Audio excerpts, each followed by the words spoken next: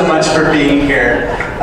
Look, I've been sitting at a table all day, and I don't know about you, I'm just a little rusty, I'm a little cold. I need to warm up a little bit. I'd like you to warm up with me. So if you could once again rise up to your feet, let's warm up and just like move our bodies around a little bit, shake things out, and like, yeah, feel good. And here's what we're gonna do.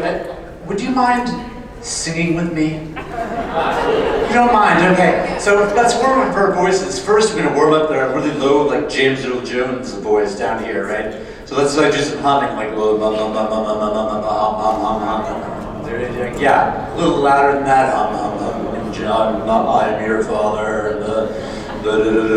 Now let's do the tweeter. That's called the woofer in voice and speech class.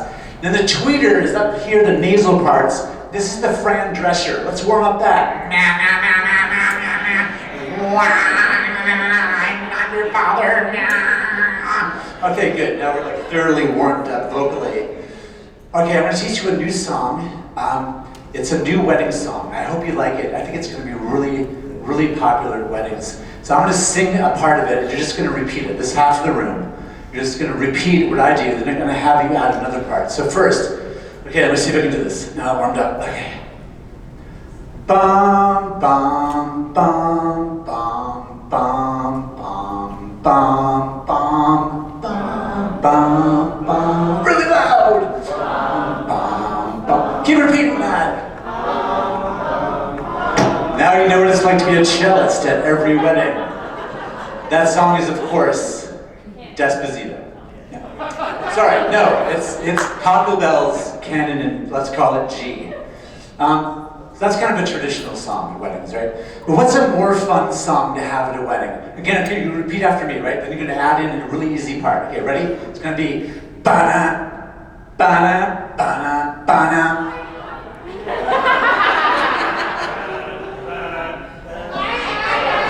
Louder! This side louder. Ba-na, ba-na, ba-na, ba-na, ba-na, ba-na. Wouldn't that be a great processional song? I think it would. You can all sit down. Please be seated. Thank you very much. Thank you all for playing along. So I'm not a sales guy, I'm not a marketing guy, I'm not a business guy. Ron is probably wondering, why is he here? But isn't being awesome at your job useful? Yes? One person thinks it's useful to be awesome at your job. I know we're all supposed to assume you're all awesome at your job, but could any of you be better at your job?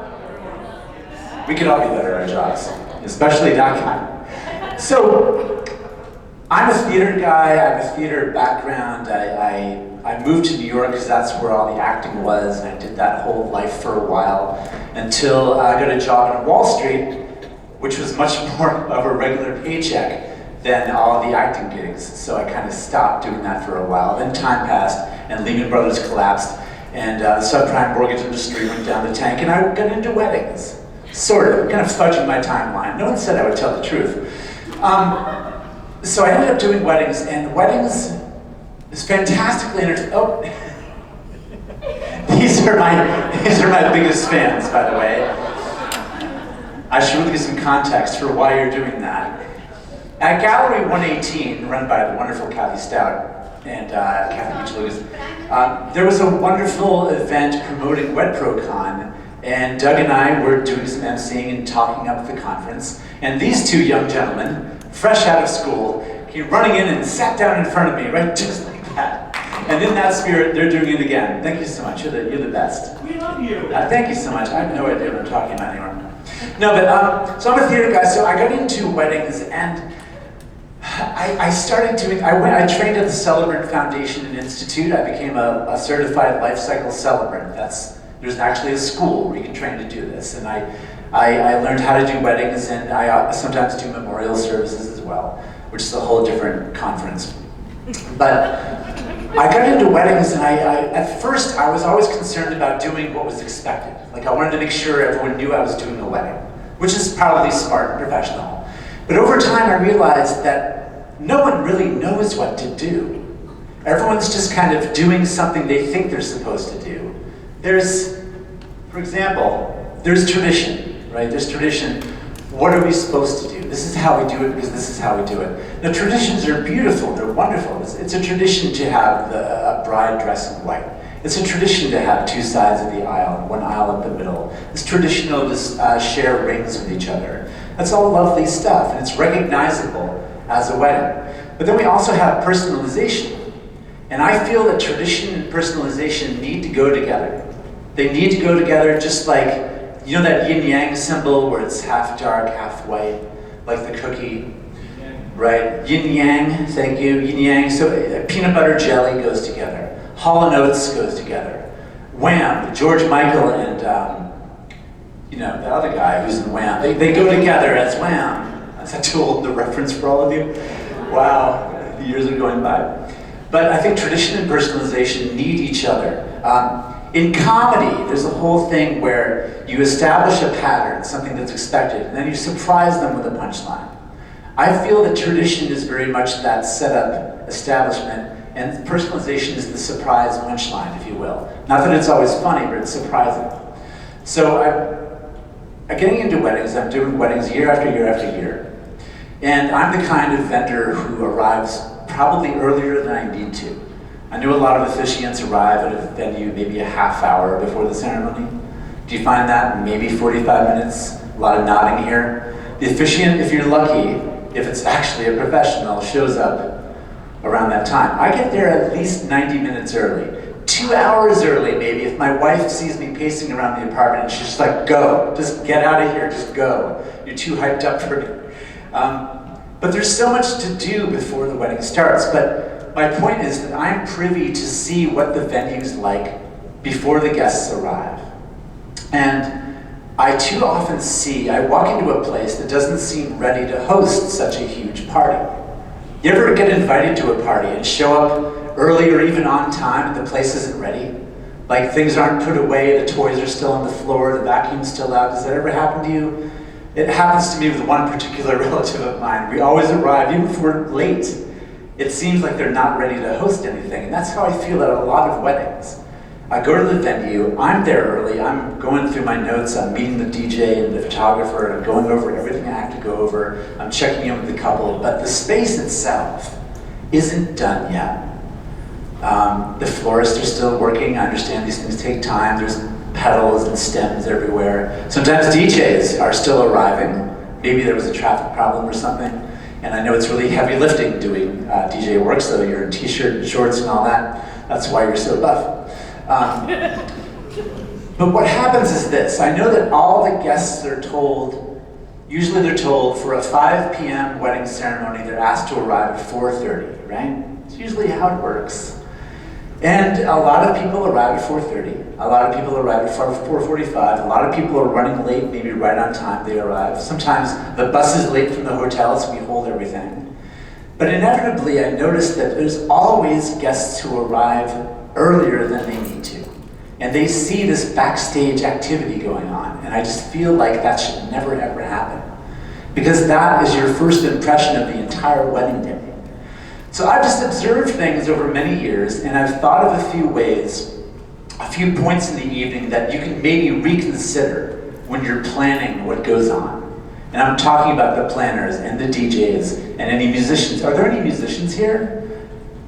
You're a musician, okay. What kind of musician are you? Yeah. Piano. Okay, I meant, are you a professional wedding musician? Like, do you? No, okay. But, so there's various points that I feel that you need to pay more attention to. Guest arrival. If you were up to me, here's where I wanted to segue into that. Do any of you make it to New York ever to see theater in New York? Or do you see theater here? There's some very great theaters here. There's a show going on right now in New York called Here Lies Love. Here Lies Love. It's about Imelda Marcos, the crazy Filipino dictator with all the shoes. Some of you history majors may know who she is. But the point is not Imelda Marcos. The point is that as soon as you step into that theater off of Broadway and 53rd Street, you are automatically in a different world. There's disco lights playing, different lighting all over the place. There's disco music playing. When you step into the actual theater, you're really in a different world because they've taken out the orchestra section and put in a dance floor and a stage with risers kind of like this, only they move. And the audience is kind of shepherded around the stage as it changes throughout the show. So they're part of it. There's a live DJ. This is one of you guys. There's a DJ, a real DJ there, commanding the music for the whole thing. So it is, no matter what was going on in your life beforehand, you forget all about it when you step into this space. So I come from this world of creating theater experiences like this. And I see these missed opportunities at weddings. So, guest arrival. What do they see? What do they experience when they arrive at the venue? Are they just arriving to a quiet, empty lobby where nothing's really going on? Maybe there's a nice sign that Posh Paper made the sign, you know, with the seating charts and everything. But other than that, there's really not much going on. Now, when guests arrive, they're doing things like finding the bathroom and checking their codes. So I realized all that stuff. And they're reuniting with people they haven't seen in a while. But would it kill everyone to have some music playing? DJs can run a speaker in somewhere, can't they? Have some music playing, set a mood. DJs know every kind of music there is. Set the kind of mood, work it out with your couples, set a mood. So when those guests arrive, the first step into the venue, they're already experiencing something different. Think about that. Just think about, is there one little thing I can do? Oh, by the way, if you're ever doing a presentation, don't put too much information on the slide, because if you put too much information on the slide, you can't pay attention to the guy who's doing the speaking, you know, and it's really hard to sort of like, because multitasking is a myth, we all know that, so you can't really, you know, it's really just, I don't know why speakers do this. They're trying to overload you with all this material, and they say, "Well, give you the slide later." Well, you're never going to get the slide. You know you're never going to look at it again. It's really just don't do that. Okay. Anyway, so yeah, surprise is a very important word. Wouldn't you be surprised as a guest if you walked into a venue and all of a sudden, the moment you walk in there, you feel different? If the DJ is playing some music, live musicians are even better. And this is why I'm going to skip ahead a little bit. Oh, by the way, surprise is such an important word in my whole point. I made 2 slides that have the word surprise on it. 1, 2. 1, 2. Surprise. It's very important. Okay, here's a bunch of DJs, except for Alan. See Alan? He's there too. But that's a bunch of DJs. DJs are your friends. Make friends with them. Find them as soon as you arrive at the venue. I'm not talking to officiants, I'm talking to a bunch of planners and other people. I know there's only one person who's even ordained here. But check in with the DJ and say, what can we do to create an atmosphere and a mood? What can we do to make that happen? How early do you have to get there to make that happen, so that even the early arriving guests get the full experience? Musicians are also your friends. Yeah, that's me with musicians too. Musicians have the added advantage that they're mobile. It's much easier to walk around with a violin than it is to walk around with a bunch of DJ equipment. Have any of you attended a huge gala event? Huge gala event. These are completely different animals than weddings. These are huge budgeted affairs, yes? I've only been lucky enough to go to a few of them. The Knot throws a huge gala now and then at the New York Public Library or other huge grand event spaces. And I've been able to go, and what struck me about these events, Daniel Cowick, who we met in St. Louis, Alan, designed the last Knot Gala, and it was absolutely stunning. From the moment you walked in, there were weird actors doing weird things in costumes in the corner, and there was a whole macabre kind of atmosphere set. It's October, so this was perfectly matched for the time of year, and there was weird music playing, and you walked down a long hallway that was covered with like topiary, weird fake topiary, and weird things were happening within the topiary. Then you emerged into a space where the appetizers were served in weird ways, and there was someone in a bathtub just dancing and handing out treats and stuff. It was amazing. And I thought, what if wedding planners and other people responsible for these things made the weddings that interesting to arrive at? Anyway, just put that in your mind. This is something you could do, guest arrival.